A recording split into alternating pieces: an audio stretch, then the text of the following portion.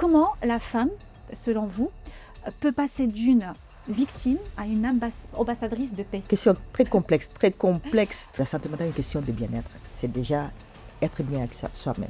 Et malheureusement, reste toujours un sujet tabou. Les femmes constituent le socle de la société. Oui. Et la mémoire collective de nos sociétés. Finalement, les femmes sont plus sportives que les hommes. En tout cas, elles l'ont toujours été. Et elles ont toujours été. Est-ce que l'IA, l'intelligence artificielle, est-elle pour vous une opportunité? L'intelligence artificielle nous offre des opportunités certaines, ça c'est clair. Mais à condition qu'elle soit accompagnée, comprise, limitée et bien encadrée, la paix est l'indicateur de développement le plus important sur lequel tous les acteurs devraient pouvoir travailler. La pandémie multidimensionnelle de Covid-19 nous a montré qu'il était extrêmement important. Le monde s'est arrêté à un moment donné. Dans un monde interconnecté, avec la technologie, l'intelligence artificielle, la robotisation, serait-il, selon vous, urgent de remettre au centre de la table les sciences humaines et sociales? C'est une nécessité. Je dis les femmes ont toujours eu des droits dans nos sociétés, que ce soit du point de vue d'ordre religieux, l'islam. Les femmes qui ont gravité autour de prophète sallallahu alayhi wa sallam ont toujours été fortes.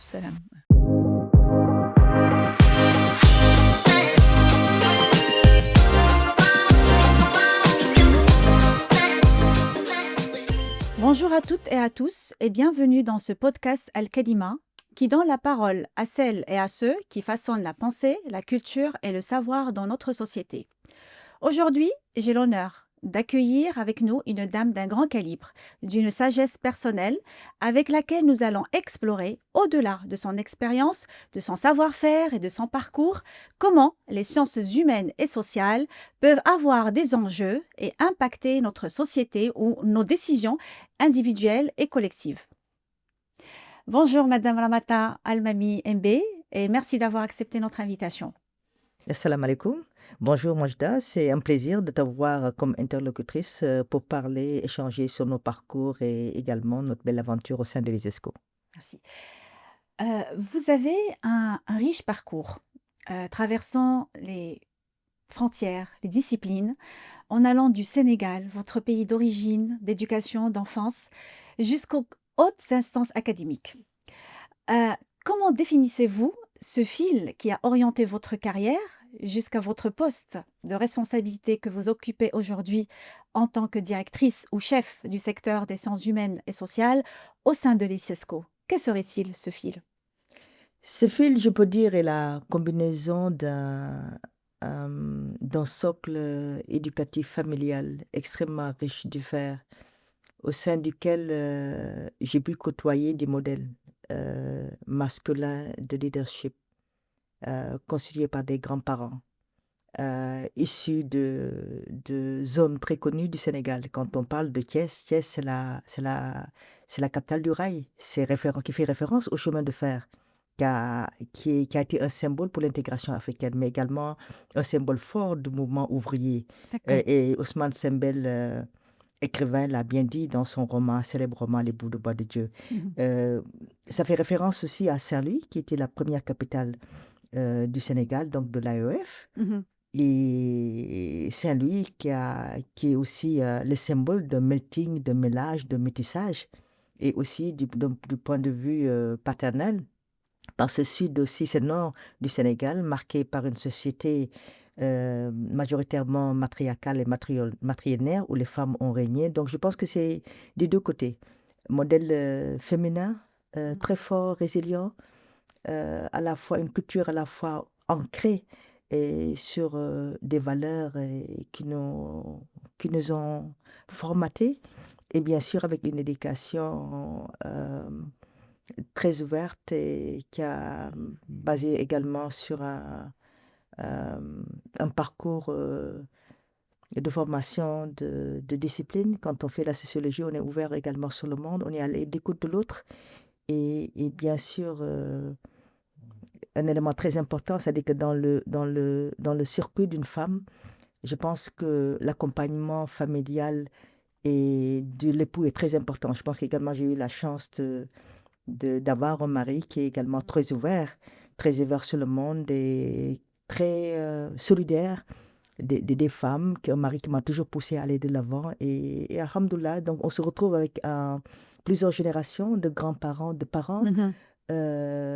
très forts, très ouverts, très résilients, fortement ancrés dans leur religion et surtout la question des valeurs, très Mhm. important. Bien Et sûr. bien sûr, le reste, c'est quand on a cette confiance, qu'on a grandi dans un environnement où, marqué par l'estime de soi, la confiance en soi, l'esprit du partage, Mhm. l'identité culturelle. Je pense que ça nous permet de pouvoir avancer positivement dans la vie, Mhm. dans cet esprit toujours de partage, fortement ancré sur une identité culturelle, mais à la fois aussi ouverte sur l'extérieur. Et puis, et voilà, la chance d'avoir accompagné, d'avoir rencontré également des personnes magnifiques, et comme toi, également comme leader femme et tant d'autres. Mhm. Et voilà, donc c'est cette combinaison qui a fait de Oui. moi peut-être ce que je suis aujourd'hui. On oppose souvent les sciences dures. Ce qu'on appelle les sciences dures, c'est les maths, la technologie, l'informatique, etc., aux sciences humaines et sociales. Dans un monde interconnecté avec la technologie, l'intelligence artificielle, la robotisation, serait-il, selon vous, urgent de remettre au centre de la table les sciences humaines et sociales? Ben, plus que jamais, Majda, c'est une nécessité. Parce que quand on parle de société, une société, je veux dire, on parle d'une société quand on a des acteurs de cette société. Et les acteurs de cette société, ce sont les humains. Ce sont les humains, ce sont les hommes et les femmes qui composent ces sociétés. Ce sont les enfants, les jeunes, donc les personnes âgées. C'est l'ensemble de ces catégories qui composent une société. Donc, une société ne serait avancée sans ces acteurs clés. Et c'est ce qui donne d'ailleurs la centralité de l'humain. C'est ce qui doit nous amener vers la centralité de l'humain dans les politiques et programmes. On parlait bien des sciences. Les sciences, c'est un ensemble de savoirs, justement, qui contribue à la compréhension des êtres, à la compréhension des sociétés. Et encore, ça me ramène à parler des technologies. Par exemple, l'intelligence artificielle. Je dis l'intelligence artificielle a été construite, par exemple, par l'homme, Mm. par les humains, Tout à pas le fait. contraire. Ce qui Mhm. fait qu'il est plus que jamais important de ramener l'essentiel vers l'humain. Qui est Mm. cet humain? Les besoins de cet humain, comment accompagner cet humain, comment faire que les besoins et le potentiel de cet humain puissent être au cœur des politiques et programmes. Et c'est la Mm. raison d'être des sciences humaines et sociales. Et je me permettrai de dire que la pandémie multidimensionnelle de Covid-19 nous a montré qu'il était extrêmement important de mettre l'accent sur l'humain, malgré tout ce qui est richesse financière, malgré tout ce qui est infrastructure. Le monde s'est arrêté à un moment donné Mm. parce que l'humain était en danger. Je pense que c'est je dis toujours que la Covid a été une expérience de plus, une pandémie certes qui a causé bien sûr un désastre au niveau de tout ce que l'humanité a connu comme Mhm. perturbation, comme peur, mais aussi comme décès. Et je profite de ce message d'ailleurs pour lancer euh, pour une solidarité à toutes les familles qui ont perdu des êtres pendant cette période, mais en même temps, ça a été aussi une opportunité pour nous rappeler que l'essentiel est autour de l'humain, Bien vers des sûr. politiques sensibles à l'humain. C'est la raison pour laquelle, Mm. au niveau du secteur des sciences humaines et sociales, d'ailleurs de l'ISESCO, nous menons un travail pour une meilleure promotion et valorisation des politiques sociales transformatrices, parce Mm. qu'il est important de parler de politiques sociales transformatrices dans ce sens où ça nous permet de mettre l'essentiel sur l'humain et de voir euh, les gaps de développement liés à l'humain. Et c'est ce qui nous a ramené d'ailleurs à positionner des problématiques clés telles que les questions de paix. Je veux Mm. dire, la paix est essentielle et la paix est partout, c'est à tous les niveaux. La Bien question, sûr. par exemple, de la santé mentale, il est extrêmement important de parler de la santé mentale compte Tout à fait. tenu de la collision des crises qui secouent Mm. l'humanité. Et n'est même pas seulement financière, mais crise des valeurs, crise sociale, crise, je veux dire, en matière de sécurité alimentaire à tous les niveaux. Mm. Donc, la centralité et la convergence vers l'humain est essentielle et les sciences humaines et sociales donc, constituent un pont Mm. pour rassembler des disciplines, et rassembler également les peuples et les savoirs pour des connaissances, pour le développement d'un socle de connaissances qui peut profiter non seulement à l'humain, mais bien sûr impacter sur les Mm. sociétés. Et quand on parle de progrès social, c'est Tout à ça. fait. Donc l'humain reste toujours au centre de toute fonction et on Ben, ne peut pas en passer. Vous venez de parler de la santé mentale. Donc c'est l'un des projets phares de votre secteur, sciences humaines et sociales. Malheureusement, on voit que, fait, quand même que ce sujet reste rare dans le discours de développement. Comment vous lui donnez ou vous lui apportez cette importance, justement? Pourquoi la santé mentale est fondamentale dans tout ce qui est humain et social? Et la santé mentale est une question de santé publique. C'est un enjeu mondial, mais également c'est une question de bien-être. C'est-à-dire qu'on devrait comprendre que la santé mentale, on ne parle pas de santé mentale quand on fait référence à des cas extrêmes de vulnérabilité, de déstabilisation mentale. Je veux dire, la santé mentale est une question de bien-être. C'est déjà être bien avec soi-même. Et malheureusement, reste toujours un sujet tabou.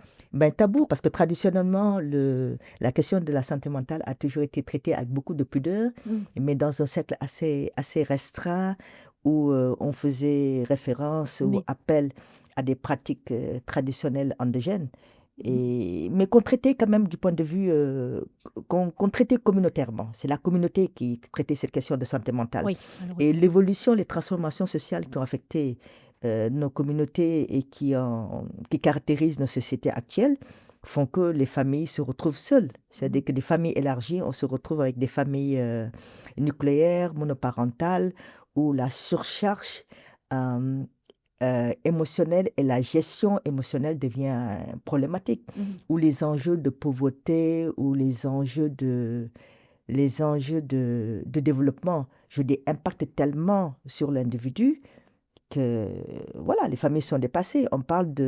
Certains parlent de désengagement de la famille. C'est même pas une question de désengagement, parce qu'avant qu'on s'engage, avant qu'on se désengage, il faut s'engager d'ailleurs. Je pense qu'il y a une crise de la famille qui fait que la question de la santé mentale devient, mais je veux dire, une réalité qu'on ne saurait oublier. Il est extrêmement important de le faire. La crise de la Covid nous l'a montré encore. La santé mentale, bien sûr, résulte aussi d'un ensemble de pratiques qui affectent nos sociétés. En fait, nous avons tout ce qui est conflit. Et le Global Peace Index révèle que le rapport de 2024 révèle que le monde n'a jamais été à un niveau pareil de conflictualité. Oui. Et le rapport indique encore que le coût sur les questions de violence est estimé presque à 19 000 milliards de dollars. On est dans cette semaine de séjours d'activisme contre les violences faites aux femmes. Quand on passe aux violences, au nombre de femmes qui, à l'instant où nous parlons, subissent des violences parce qu'utilisées comme armes de guerre ou fragiles du point de vue de leur socle familial, mais je pense que la question mentale, et d'après même les rapports de l'OMS, sont un enjeu public qu'il faut tenir en compte à tous les niveaux, dans le milieu professionnel, sociétal et à tous les niveaux, et également en matière de recherche. Oui. Le bien-être psychologique, justement, il peut contribuer à l'autonomisation économique pour vous? Mais bien sûr, ça a un impact quand on parle de bien-être. C'est-à-dire que le bien-être également, c'est ce qui permet à l'individu de pouvoir non seulement être en communion avec lui-même, mais également lui permet d'avoir un niveau relationnel. Et le relationnel est important, le relationnel également, le professionnel, c'est également le relationnel. Si une personne, en fait, qui n'est pas en, en, en- comment dire encore, en harmonie avec lui-même ou avec les autres, ne saurait également performer. C'est extrêmement important. C'est-à-dire que cette question des rendements, des performances est liée à ce que l'individu peut produire. Et on ne produit que quand on est bien avec soi-même, quand on se sent en confiance, quand on se sent je veux dire, en communion avec, pas avec l'ensemble des sociétés, on ne peut pas être d'accord avec tout le monde, mais au moins qu'on soit dans un niveau d'équilibre qui nous permette de pouvoir exploiter tout le potentiel qu'on a. Et ça également, ça impacte sur l'inclusion socio-économique, mais également en termes de santé publique. Quand on voit le coût des questions de santé mentale en matière de santé publique, mais le coût économique est extrêmement important. C'est la raison pour laquelle investir pour qu'on puisse avoir des communautés, des populations saines d'esprit qui peuvent avoir un niveau de résilience qui leur permet de pouvoir surmonter les chocs que l'humanité rencontre chaque jour, mais bien sûr, impact sur le niveau économique, sur la productivité, sur l'ensemble de l'écosystème. Vous venez de parler des violences faites aux femmes.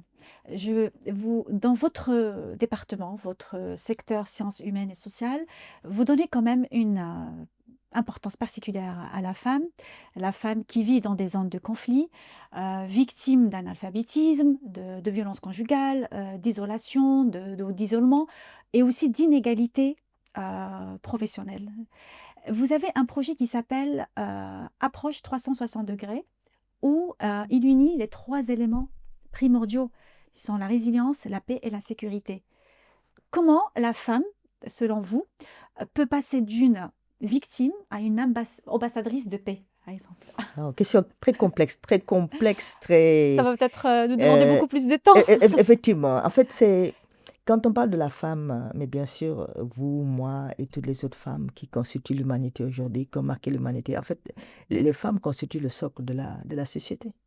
Oui. Et la mémoire collective de nos sociétés passe par les femmes, en termes de résilience, en termes de gestion de tous les niveaux. Du point de vue démographique, les femmes constituent à peu près 50% de la population globale. Et si on rajoute également la population jeune, et là, parce que c'est l'aspect, moi je combine toujours femmes et jeunesse, parce que c'est la majorité de la population mondiale.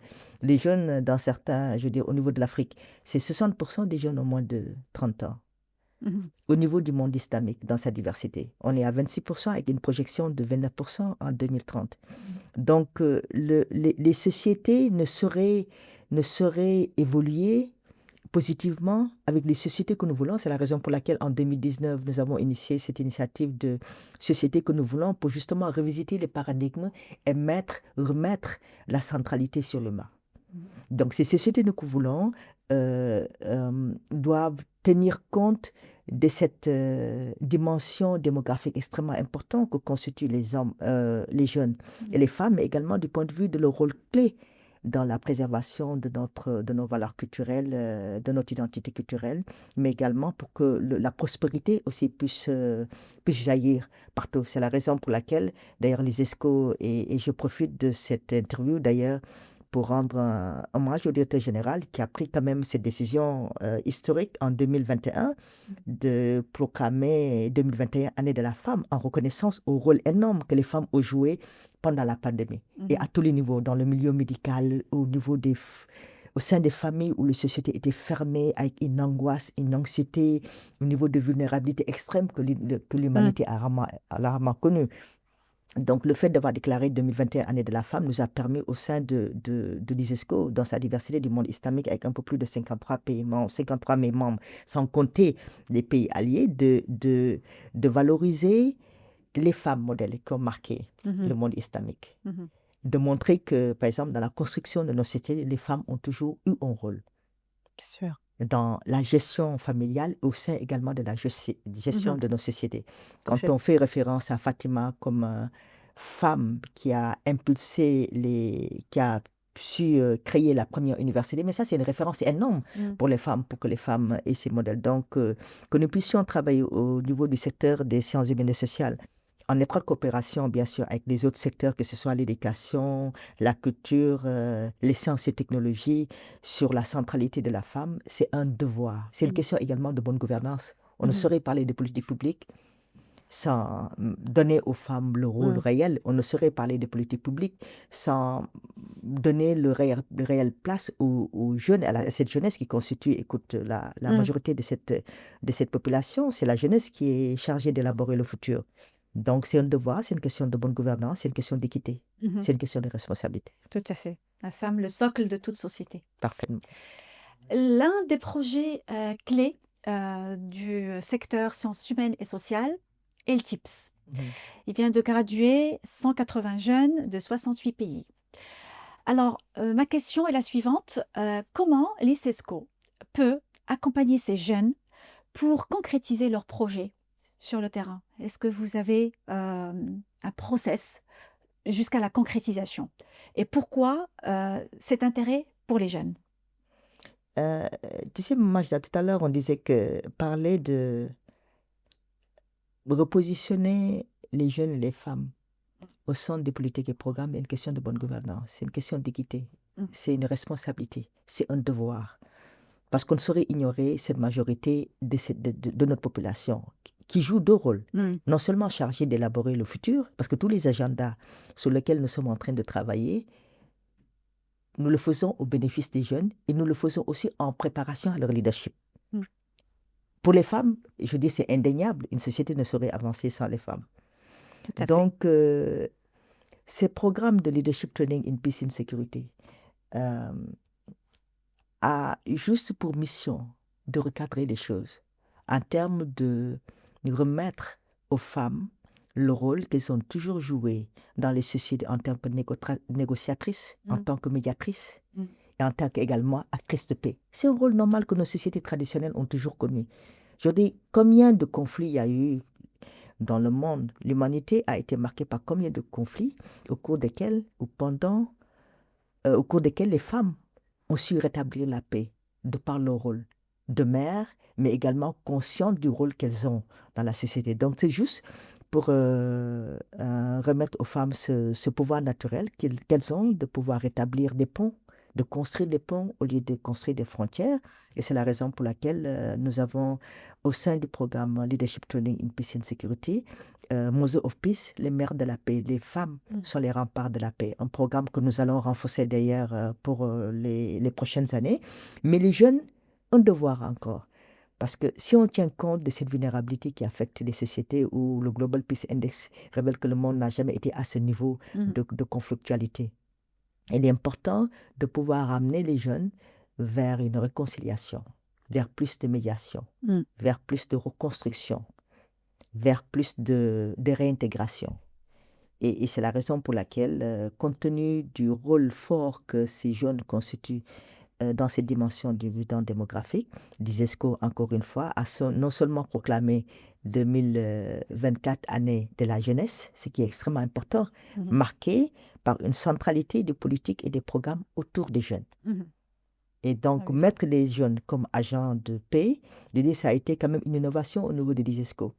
Et ce qui est important de dire que l'ISESCO a cette caractéristique et cette identité de pouvoir regrouper, de pouvoir non seulement admettre et assumer la diversité, l'inclusion, mais de pouvoir la mettre en œuvre en mettant ces jeunes au cœur des politiques en tant qu'acteurs, non seulement bénéficiaires, mais acteurs. Donc, pour qu'ils puissent être formés comme agents de paix, comme semences, comment dire encore, non seulement agents de paix, mais graines de paix, un élément important pour nous, ce qui fait que, donc, depuis 2021, ce programme a été lancé et à ce jour, nous sommes à 180 jeunes ambassadeurs de la paix. C'est des jeunes leaders qui sont identifiés de par leur profil comment ça s'appelle encore, de locomotive. Ils constituent au sein de leur société, issus d'associations locales, nationales, internationales sur les questions d'engagement des jeunes et qui ont un pouvoir de transformation énorme. Donc, que nous regroupons, mobilisons sous forme d'un mouvement très soft communautaire pour lancer et distiller que la parole de la paix. Que la paix, c'est une question de paix à 360 degrés. La paix, c'est vraiment un regard à 360 degrés qui nécessite l'intervention non seulement de tous les acteurs, mais également de toutes les disciplines. La paix, c'est au niveau également au niveau culturel, c'est au niveau éducatif, c'est au niveau technologique, c'est au niveau scientifique. La paix également, c'est au niveau financier. La paix également, c'est au niveau de la gestion des ressources, c'est au niveau de la sécurité alimentaire. La paix est l'indicateur de développement le plus important sur lequel tous les acteurs devaient pouvoir travailler. Et ce qui a fait également le succès de ce programme Leadership Training in Peace and Security, où nous avons, l'ISESCO a cette fierté d'avoir ce groupe de 180 ambassadeurs de la paix qui viennent de 68 pays, au-delà du réseau naturel de l'ISESCO, pour construire les ponts et refléter cette nouvelle vision renouvelée de l'ISESCO qui consiste à construire le monde où la diversité constitue encore une fois une richesse. Et où la diversité constitue un pont pour que les peuples puissent ensemble naviguer vers un dialogue civilisationnel plus harmonieux. Très bien. Donc, cette approche 360 degrés qui unit la paix, la sécurité et la résilience, unit les femmes, les jeunes. Maintenant, si on passe à une autre approche qui peut aussi lier et unir les jeunes et les ambassadeurs, les diplomates, les enfants, enfin, tout type de personnes, c'est le sport. Ce dimanche 30 novembre, il y a eu un marathon qui a été organisé par votre département des sciences humaines et sociales. Il a connu la participation de 700 personnes. Alors, il y avait des diplomates, des jeunes, des étudiants, jusqu'à des personnes à mobilité réduite ou des personnes à besoins spécifiques. Mm. Quel sentiment cela vous donne-t-il, enfin, cet engouement de cette hétérogénéité dans les participants, justement? Qu'est-ce que ça vous procure? Ce que ça procure, c'est juste ce sentiment de cohésion, d'inclusion, encore une fois. Le monde a plus que jamais besoin de paix, de stabilité, de cohésion Mm. sociale et d'inclusion. Et je pense qu'encore une fois, je disais que le rôle de cette particularité que l'UNESCO a, c'est de pouvoir regrouper, avoir la capacité de regrouper non seulement les peuples, mais également les pays, les civilisations et les disciplines. Et c'est ce rôle que se donnent également les sciences humaines et sociales, comme également pont entre les sciences et les disciplines euh, pour qu'on puisse avoir des acteurs sociaux plus dynamiques qui peuvent contribuer au développement de leur pays, qu'ils soient hommes, femmes, migrants, personnes déplacées. En fait, la société dans sa diversité, et pour qu'on puisse avoir un écosystème global, je dis résilient, stable, basé sur l'équité. Et donc, organiser ce type d'activité pour créer plus de cohésion, rassembler est extrêmement important, surtout que pour nous, le sport, c'est une question de santé. Et quand on parle de santé, c'est santé à très haut niveau, c'est une question de santé physique. Il est extrêmement important également d'encourager non seulement l'inclusion, mais cette dimension femme et sport. C'est extrêmement important parce que beaucoup de femmes, soit parce qu'elles sont issues du monde islamique dans sa diversité et pour lequel certains pensent que les femmes ne doivent pas accéder aux disciplines sportives, alors que le sport en tant que tel est, je dirais, une activité qui est encouragée dans toutes les religions et les femmes Mm. ont également leur place au niveau sportif. Donc c'est une question de santé physique, c'est une question de santé nutritionnelle, c'est important. Manger sain, c'est également, je veux dire, cette dimension et toute cette approche que nous essayons de propager, de partager et d'impulser au niveau de l'ISESCO pour dire qu'également, la question de la nutrition, je veux dire, participe Mm. également de la santé publique. Et la troisième dimension, bien sûr, c'est la question de la santé psychologique. Mm. Je veux dire, la question de la santé mentale liée au sport et, je veux dire, contribuer au bien-être. Ce qui fait que ces trois dimensions nous permettent de pouvoir, encore une fois, euh, aller vers des politiques sociales transformatrices où la question du sport reprend sa réelle place, non seulement en tant que discipline pouvant aider l'épanouissement de la personne, mais contribuer à une question de santé publique, de développement, et sans oublier que le sport également offre Mm. des opportunités certaines en termes d'inclusion socio-économique. Et la paix liée au sport est extrêmement important. Le sport est un des éléments et peut-être une des disciplines les plus rares qui permet de regrouper très rapidement, de réconcilier les peuples. C'est le Mm. pouvoir du sport. On l'a vu à travers les différentes coupes organisées ça par la FIFA, le comité olympique ou la prochaine CAN qui sera d'ailleurs accueillie Mhm. au Maroc. Et j'en profite pour féliciter le Maroc pour toutes les infrastructures mises en place et pour faciliter la réussite de cet événement. Pour nous, donc, encore une fois, Mm. la question du sport, je veux dire, c'est un élément consensuel de développement, Mm. de paix, de cohésion sociale. Et quand on le lie encore à la paix, tout à l'heure, vous disiez que c'était important de mettre pourquoi nous travaillons sur cette question de paix, mais la paix liée au sport, la paix est liée à la cohésion sociale, au partage des ressources. Donc, c'est un élément plus que jamais fondamental que nous devrons, euh, je veux dire, valoriser et partager aussi pour les valeurs Mm. également que le sport représente en termes de discipline. C'est extrêmement important en termes de discipline, de partage, de résilience, Mm. de solidarité, de santé et surtout de valeurs d'acceptation, Oui, d'intégration et de vivre ensemble. c'est intéressant quand même. Donc, au-delà de cet événement, on fait face aux recommandations de l'OMS, qui nous, bien sûr, recommande de pratiquer une activité physique d'une une minuterie de 150 minutes à 300 minutes. C'est ce qui est recommandé. Bon, c'est pas beaucoup, mais ça peut l'être en même temps.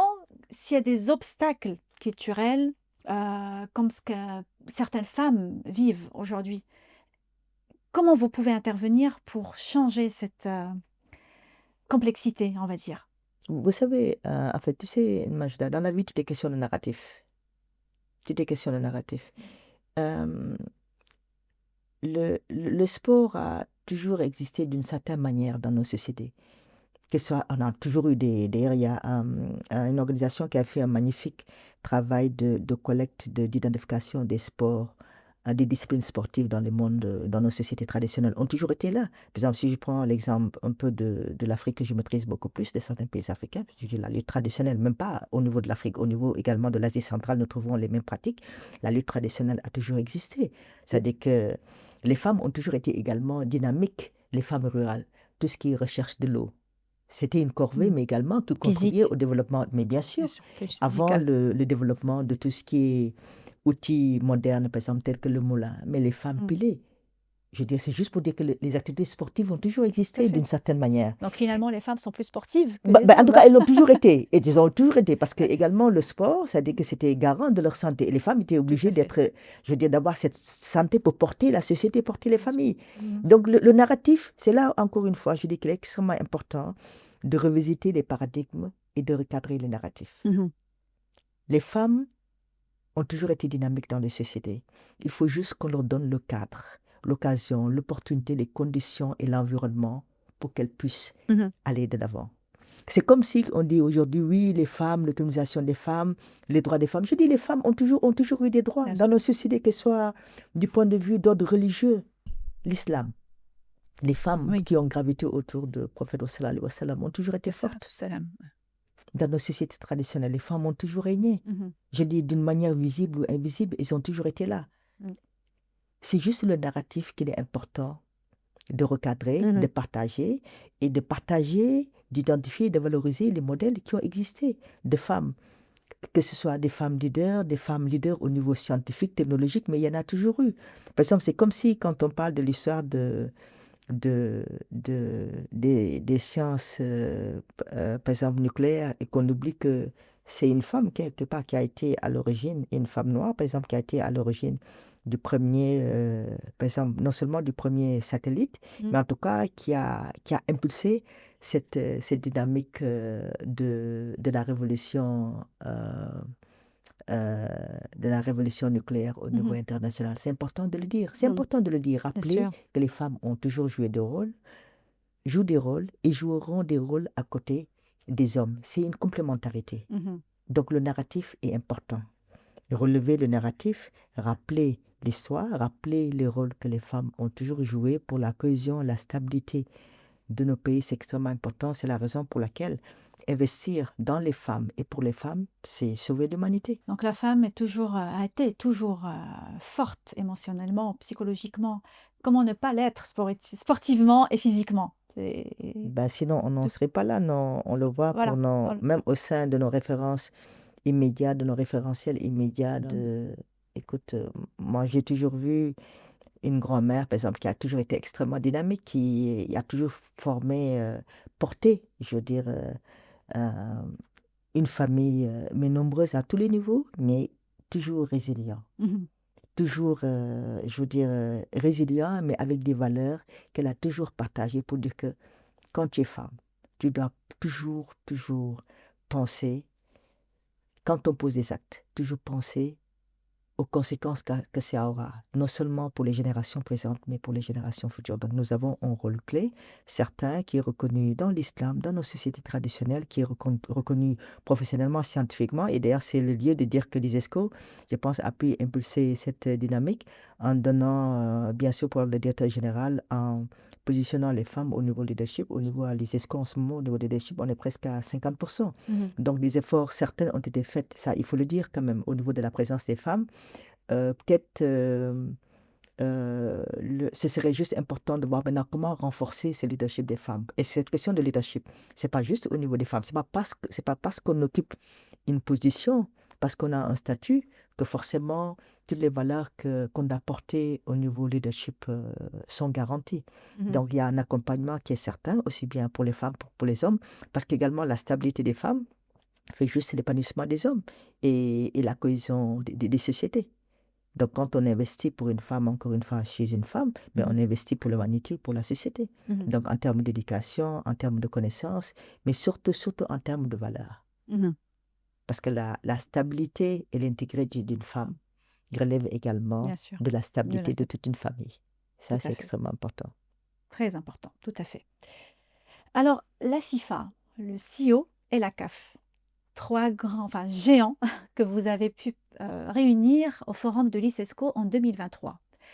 Quel message transmettez-vous au monde islamique par rapport à cette réunion?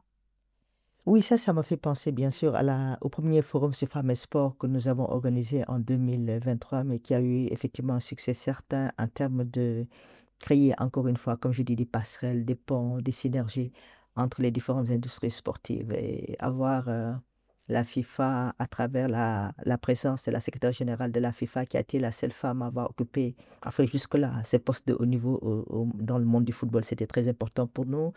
Avoir la vice-présidente de la Confédération africaine de football, c'était important. Avoir des membres du comité olympique, c'était important. Mais aussi avoir des ministres en charge de la jeunesse et des sports, c'était important.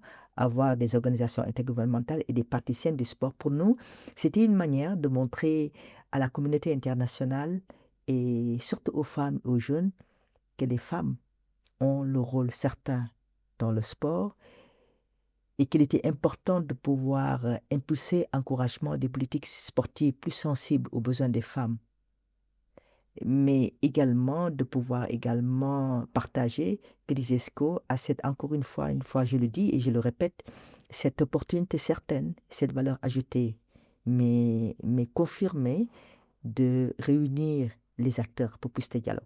Et la question du dialogue, il est civilisationnel, mais il est à tous les niveaux. La coopération internationale, le dialogue, c'est ce qui nous permet de pouvoir avancer. Et cette rencontre unique, je veux dire, c'est vraiment à entraîner, à donner, je veux dire, des opportunités certaines que nous sommes en train de poursuivre jusqu'à présent en termes de dialogue. Tout récemment, le Burundi a accueilli, à travers le comité olympique africain, une rencontre internationale sur les questions d'équité. Sport, la Confédération à Dakar va organiser très prochainement encore une réunion, une conférence sur femmes et sport. Je pense que c'est autant d'exemples, de modèles qui nous permettent d'avancer ensemble et qui permet également d'encourager le plaidoyer pour que les femmes puissent être beaucoup plus présentes dans les disciplines sportives, mais également au niveau du leadership, parce qu'à ce jour, je pense que les femmes au niveau international, au niveau du leadership, sont à presque 20%. Quand on passe à une population internationale mondiale, où les femmes représentent quand même un peu moins de 50%, il y a des 20% au niveau du leadership féminin. C'est vrai que c'est encourageant, mais également, il y a des étapes importantes à faire pour que l'ensemble de ces fédérations sportives et de ces référentiels organisationnels en matière de sport puissent communiquer pour avancer ensemble. Et encore une fois, c'est ce rôle que nous, au niveau de l'ISESCO, nous avons également pour partager, rassembler, pour des politiques, encore une fois, sociales transformatrices, axées sur des enjeux de développement qui jusqu'à présent n'étaient pas pris en compte, la question de la paix, de la santé mentale, du sport et autres, du harcèlement, par exemple. D'accord, on va toujours continuer de parler des femmes, mais cette fois-ci des jeunes femmes. Quel message adresseriez-vous à une jeune femme africaine, par exemple, qui nous suit à travers ce podcast et qui est ambitieuse, qui est motivée, mais malheureusement, elle est clouée ou elle est bloquée par l'environnement social? Malheureusement, cet environnement social, que ce soit, je veux dire, ce que vit, bien sûr, l'Afrique, c'est ce qu'on vit dans beaucoup de pays, que ce soit en Asie, dans le Moyen-Orient ou tout autre. C'est-à-dire que les conditions des femmes sont presque pareilles à des différences près liées à certaines caractéristiques sociales ou sociétales. C'est-à-dire que le message que je lance à toutes les femmes au moment où je parle, c'est qu'elles fassent confiance en elles-mêmes.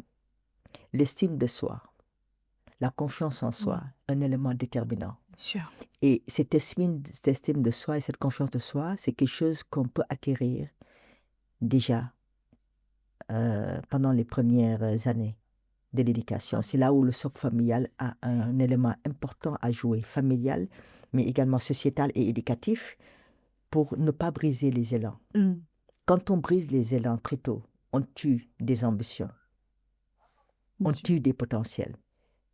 Donc, la question de la résilience, encore une fois, le message que je lance aux filles, aux adolescentes en particulier, parce qu'elles se retrouvent entre deux tranches, enfance et adulte, donc laissées à elles-mêmes, pas très bien comprises, et aux femmes elles-mêmes, c'est de faire confiance en elles, d'être plus que jamais résiliente. Très bien. C'est un élément très important, la résilience, parce qu'être femme, comme on dit, on n'est pas avec, on le devient, et en le devenant, le parcours n'est pas toujours facile. Donc, la résilience, la confiance et surtout l'identité culturelle qui est très importante. Quand on sait d'où on vient, qui on est, on peut savoir où on va avec de l'écoute et de l'accompagnement, bien sûr, qu'on peut tenir, qu'on peut avoir des hommes. Et c'est important, c'est une complémentarité. Donc, résilience. Bien sûr, tout à fait. Alors, pour finir, Madame Ramata Almami Mbe, l'ICESCO prône la transition vers un monde éducatif. Est-ce que l'IA, l'intelligence artificielle, est-elle pour vous une opportunité ou l'inverse peut être un blocage ou que peut avoir plein d'inconvénients dans notre monde islamique avec nos membres, enfin les pays bien sûr membres de l'ICESCO. Merci Majda, je souris un peu parce qu'en disant Mbaye, je dis mon mari risque de se dire ah c'est pas celle que je connais moi, mon Ramata c'est Ramata Almami Mbaye, juste en passant. Merci Majda, je le dis aussi en passant. Non, en fait l'IA c'est une opportunité certes que l'humanité nous offre. Et grâce au pouvoir créatif et scientifique de l'homme, l'intelligence artificielle a été créée. Mais il ne faut jamais oublier que l'intelligence artificielle est une opportunité pour l'humanité. Doit servir l'homme, pas le contraire. C'est-à-dire que l'homme ne doit pas être esclave de cette intelligence artificielle. Pas le contraire, c'est très important. Et c'est la raison pour laquelle d'ailleurs nous saluons les efforts que l'ICESCO a fait en créant cette charte sur l'intelligence artificielle, sur l'éthique de l'intelligence artificielle, et tous les efforts qui ont été fournis par les différents secteurs et les acteurs pour qu'on puisse avoir des éléments d'orientation clairs et d'accompagnement pour cette utilisation de l'intelligence artificielle, sachant qu'elle doit servir l'humanité, mais pas détruire l'humanité. Et la question de l'accompagnement s'impose surtout quand on voit à ce jour les conséquences quand même dévastatrices de l'utilisation à outrance de l'intelligence artificielle par les jeunes qui ne créent plus. Ne créent plus, mais se relaient à l'intelligence artificielle par rapport à des questionnements de la vie auxquels les parents, le socle familial devait pouvoir répondre. C'est là où je pense qu'au niveau des sciences humaines et sociales, cette dimension que nous voudrions apporter et sur laquelle nous sommes en train de travailler, c'est non seulement avoir une intelligence artificielle qui est au service de la paix, et nous travaillons depuis quelques années en coopération avec le Centre régional d'éducation à la culture de la paix de l'ICESCO qui est en Côte d'Ivoire à Yamoussoukro, avec des partenaires locaux pour travailler sur un master sur intelligence artificielle liée à la paix. C'est extrêmement important que l'intelligence artificielle ne puisse pas être une arme de guerre, mais également un pont, une passerelle pour créer des peuples, mais qu'on puisse mettre en place des mesures d'accompagnement pour que la jeunesse utilise l'intelligence artificielle à bon escient. Et surtout que l'intelligence artificielle ne remplace pas les familles. Et c'est la raison pour laquelle, encore une fois, nous travaillons beaucoup sur les questions de valeurs et pratiques familiales pour montrer que rien ne peut remplacer la famille. L'intelligence artificielle peut venir compléter, mais pas remplacer les familles. Et malheureusement, ce que nous voyons, c'est non seulement une utilisation à outrance et sans trop d'encadrement par les jeunes, mais également comment l'intelligence artificielle arrive à défigurer, je dis bien défigurer, à désorganiser le socle sociétal et familial. Parce qu'il n'y a plus de dialogue au sein des familles. Les rôles il y a une confusion dans les rôles, il y a une confusion dans les responsabilités. Et c'est là où le dialogue est important pour travailler sur l'intelligence artificielle et pratique et valeurs familiales et sociétales. Sinon, l'humanité peut être en danger. Mais à part ça, bien sûr, c'est une opportunité certaine pour le dialogue des peuples, pour le dialogue civilisationnel, pour le développement des sciences, pour la culture, à tous les niveaux. L'intelligence artificielle nous offre des opportunités certaines, ça c'est clair. Mais à condition qu'elle soit accompagnée, comprise, limitée et bien encadrée pour que cette majorité de notre population mondiale, constituée de jeunes et de femmes puissent l'utiliser à bon escient et au service de l'humanité. Donc pour conclure, on peut dire que l'humain reste au centre de la fonction, au centre de la technologie, de l'intelligence artificielle. Enfin, il ne peut jamais disparaître, ce côté-là. Qui a créé les vaccins? Raison pour laquelle l'humanité a survécu avec beaucoup plus d'espérance de vie. Mais qui a développé la science? C'est l'humain. Je veux dire que, encore une fois, Allah subhanahu wa ta'ala a donné à l'humain cette spécificité de pouvoir créer, d'avancer et de sauvegarder l'humanité. Donc, c'est quelque chose de... On ne peut pas se comparer à des robots. On est humain. Nous pensons avec des émotions. Et les émotions, c'est sacré. Tout dernièrement, j'écoutais un grand scientifique qui faisait une conférence sur les questions d'intelligence artificielle. Il disait que malheureusement, la jeunesse d'aujourd'hui, cette enfance, risque de perdre les émotions. Parce que en interagissant avec une intelligence artificielle, avec tout ce que ce soit ChatGPT, il y a tellement de GPT qu'on ne se retrouve plus. Donc les émotions, c'est ce qui caractérise l'humain. Il est important de les maintenir pour des échanges, pour une compréhension et surtout pour un vivre ensemble. Nous créons, nous avançons. Ce que nous créons doit être au service de l'humanité, des sociétés, mais pas le contraire. Merci beaucoup, Madame Ramata Almami, pour cette interview qui était riche en émotions et en humain, justement. Merci à vous. Merci beaucoup, Majda. Merci. Mesdames et messieurs, je vous remercie de votre suivi et je vous dis à très prochainement.